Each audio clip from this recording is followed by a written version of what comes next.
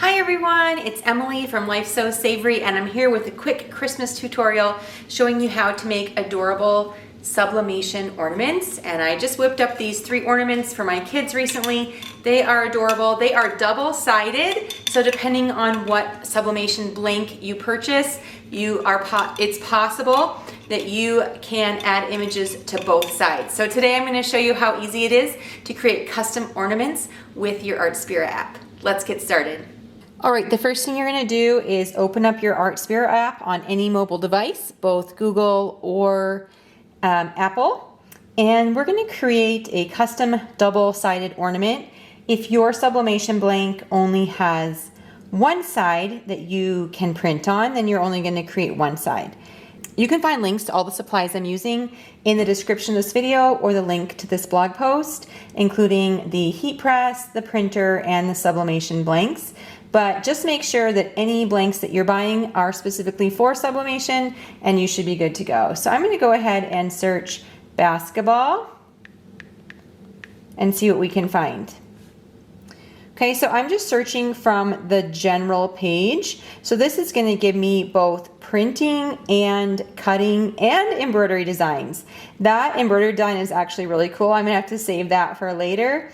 I've used this one before. That's a printing one, and you can see below the different machines are indicated. So we have printer, scan and cut, and embroidery, and I can use any design that is made for the printer. And I can go up here and I can isolate those. So I think if I put data type and then I go down to printer, I can hit both the fabric printer and the sublimation printer. We're going to filter those and apply it and see what we come up with. And we really only have these 2 options for a basketball with the printer. So this is the one I used before, and it actually turned out really cute because I covered the entire background with the design. But what I'm going to do today is we're actually going to make a Christmas one because I'm going to show you that we're making some Christmas ornaments for my daughter's classmates. So I've already printed this page that has the school logo and it says Christmas 2023 on it. But what I thought I would do today is also design the second side, which will just be a fun Christmas background that we can put on the back side of these ornaments. Okay, so we're going to go to New, Printing, Design Editor. And you can do everything you want from these pages. The design editor is my favorite. All right, so we're going to choose the letter portrait, which is fine. And then we're going to hit the plus button, and we can either choose something from our camera roll. So if you had a custom design that you want to import, no problem, or printing data. And I think we can go to illustration. I'm going to hit this button and I'm going to do a search. And I'm going to type in the word Christmas since we're making Christmas ornaments. Apply. And we have some fun individual pictures. This poinsettia is actually gorgeous, and that is a free one. I'm just going to show you. I'm not even going to use it, but look at how beautiful that is. Oh my goodness. I want to put that on a shirt and write Merry Christmas with it. Isn't that so pretty? I love it. All right, I'm going to get rid of it because it's not what I want, but oops, not the camera. Sometimes I just love looking at all the beautiful things that are on there. All right, we're going to type in Christmas again, apply, and I'm looking for one of these backgrounds. So you can see these ones that are sort of the fills, and I'm going to use one of those on the back. So there's a variety of free and premium fills, plus lots of cute graphics. That stocking looks like it sort of matches that poinsettia that I showed you earlier. There's a candle, stockings. There's actually quite a few in both, like I said, the free and the premium that you could use to create gorgeous designs. I'm going to pick this one.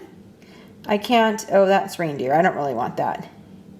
It's hard to see until I put it on the backdrop what it actually looks like. So let's go ahead and hit done on that one and see what this looks like. Okay, so this is ornaments, and it's really pretty, but it's making it huge, and I actually kind of wanted it a fill. So we are going to go delete this. Then we're gonna hit this button, which is gonna give me my fills.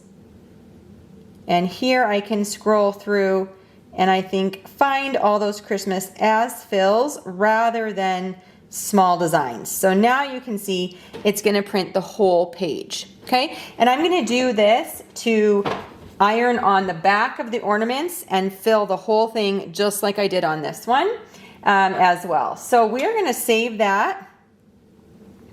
We'll save it. Let's do it, fill, save, and then let me show you how you can create the front of your ornament as well. All right, so I'm gonna cancel this. We're gonna go back to, actually we're gonna cancel this. Printing, we're gonna go back to the design editor and we are going to start over. This time we're gonna just choose something small. And then I'm gonna show you how I'm creating the front part of this as well. Okay, so here's Christmas. I'm gonna choose this little emblem. Okay, it's really pretty. Now remember, I want to make this fit on this sublimation blank that is approximately 2 by 3 inches. All right, so I can go down here and I can check the size. This is 1.6 by 1.5, so that's a good size to start with. So check, make sure, you know, it looks huge on the piece of paper, but make sure that it actually is probably what you're looking for. Then I'm going to go ahead and select this and we're going to put Mary. Okay, and I'm going to do it in 2 lines so that I can arrange it. There's no real enter button on this. You can change the color. Let's go with a dark red, looking beautiful. And then we're going to type in, whoops, unselect it to type in a new word. We're going to type in Merry Christmas. Just keep it themed. And you can resize just by pinching, or you can go down to that size button and type in the size that you actually want. Okay, so I'm going to make sure that that is looking really fun for the front of the ornament. Select that, change the color. Let's see, I don't know if we should go with the dark green or just go with the dark red again. Keep it in the same color family.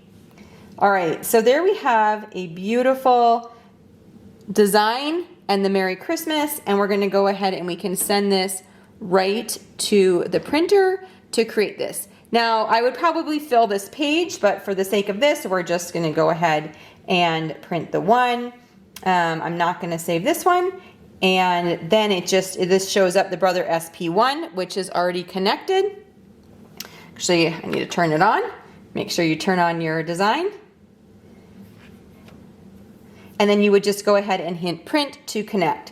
Make sure when you first turn on your printer, it sometimes takes a couple seconds for the Wi-Fi to be enabled. So make sure that the Wi-Fi is enabled before you hit print. All right, so I actually don't really want to print this because we're making ornaments, like I said, for my daughter's school. So we're going to discard this, but we are going to print from my creations. Remember, we made this fill page. We're going to go ahead and print that. Again, SP1, make sure your screen's awake. We're going to hit print on this. All right, so I can start to hear it printing. I'm going to open up this paper tray so we can collect the paper when it comes out, and hopefully it's going to look really cute. We're going to just do one double-sided ornament, and of course you can mass produce these, but I'm not going to because my daughter's the one who really wants to do this project for her classmates. So I'm showing you how it's done, but she's the one who's actually going to create the ornaments. All right, like I said, we bought a big pack of these sublimation blanks, and they did have a protective film on both sides. So my daughter's already removed the film. It also comes with ribbon that you can tie for a hanger, but on these other ones you can see that I just used bias tape or ribbon that I had to make it a little bit more creative. But you can go ahead and use the one that came with it or any one that you want to as well. So I did read in one of the reviews that someone was complaining this wasn't super fast, and maybe if you are mass producing things, yes, maybe it doesn't seem quite as fast. I don't find it really an issue. It does take a minute or two to come out, but once it does, it's printed beautifully and I don't have any trouble with it. So I'm happy to maybe endure a little bit of waiting around to get the great results that comes out with this printer. All right, now that our print has come out. And with this fill page, you know, I usually say try not to touch the ink. Okay, it's a little bit hard not to touch the ink because the whole page is filled with print, but you're still gonna do your best to not really smear or touch the ink. We have the front side of the image, and then we're also going to have the back side. Now, because I'm gonna use this for several blanks, I'm gonna go ahead and just cut out around this one, because while I'm ironing this one, I don't want my fill page to accidentally transfer to my wool pressing mat or anything like that. So we're just gonna press one, and we'll cut this whole page apart to use on a bunch of different ornaments as we go. But again, today we're just demonstrating one ornament. All right, let's press this and see how beautiful it turns out. Okay, while I'm waiting for my heat press to heat up, I just want to point out one feature, and that is on the Art Spirit app. There's a link to the Brother website, so you do need internet for that, but it's going to give you the heat pressing guide for this machine. So you can do fabric, hard material, soft material. We're obviously using a hard material today with our ceramic coated wood pieces, and I'm gonna say it's a coaster. Okay, and it says 370 for 45 seconds. We also have the tile, which is similar to, and that says 340 for 180 seconds. So we're probably gonna split the difference on that, but I did do these ones yesterday, and I did do the 340 for 180 seconds. So it doesn't have this exact material, but you can go ahead and use this again as a guide. Always do a test before you do something really important. But you also have the sublimation blanks will often come with a heat guide or suggested heat in there. All right, I have a wool pressing mat down, and then I also am putting down this piece of parchment paper because I want to create a system where my daughter, who's 10, can do this herself. And when I made these other ornaments, I did just go ahead and press it down, but I was kind of worried about the ornament sliding around. So I want to create a system where she can do it and not be so worried about sliding. So my thought is that if I put the parchment down, we can tape the paper to the ornament, and then it will stick to the parchment paper. Make sure you're using heat resistant tape. The good thing about this kind of tape is you can reuse it. So if you have a piece, I just was making mugs and that was left over. So you can see it's going over top and sticking onto the parchment paper, and I'm hoping that this will keep it from wiggling. And I can also reuse this tape over and over and go from there. All right, so we're gonna go ahead and press this. I'm gonna place this on top, hit my timer, and then we'll let it sit for a while, and I'll come back and show you what it looks like when it's done. You don't have to hold it nor apply pressure. Okay, we're down to the last final seconds on this, and then we'll take a look and reveal the design and then do the second one. So I'm gonna go ahead and lift that straight up. Now, this is going to be very hot, so I do have heat resistant gloves here, and I'm gonna use the parchment paper isn't so bad, but I do wanna be able to touch the ceramic part, which is the hot part.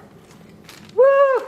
Look at that, it's beautiful. It just prints so lovely. And I was actually able to just slide it right out. So the next thing we're gonna do is reverse it over. So I'm gonna do it on the back side. You do not have to protect the part you already printed. It is a permanent design, but we're gonna place this over, and now this is going to cover the entirety of the back. So I need to make sure that it's not exposed. I don't see my ornament blank anywhere on there. And then I'm gonna go ahead and do the same thing. Lift this up, press it down, and press the timer. Of course, if you have one of the clamp style heat presses, you can use that as well. And there probably is a little bit less movement using that style, but this one is a good workaround. You can also use an iron if you have it. Just make sure that it's applying even hot pressure as you go. All right, we'll wait a few minutes and we'll come back and take a look. Okay, this second side is finished, so we're gonna lift, remove. I'm gonna put my gloves on again and pick this up, and we have a beautiful print on the back. So now you can see we have a front side with your custom name or graphic or image. You could actually use a picture. I mean, really anything you can sublimate on there. And on the back, we have the fill, just creating a fun background. And then you could see on the paper where the corners were, and the edge that wasn't on the blank, it does have a little bit darkness left, so that wasn't used, and where it was used, the ink has completely transferred over to the design. So let me go ahead and see if I can tie on this ribbon to show you the completely finished, beautiful ornament that you can create. The sublimation blanks come in different sizes and shapes for you to create lots of beautiful ornaments. And you're going to put a hook on there. And this is ready to be an addition to your Christmas tree. I hope this inspired you to make some fun, last-minute, personalized ornaments.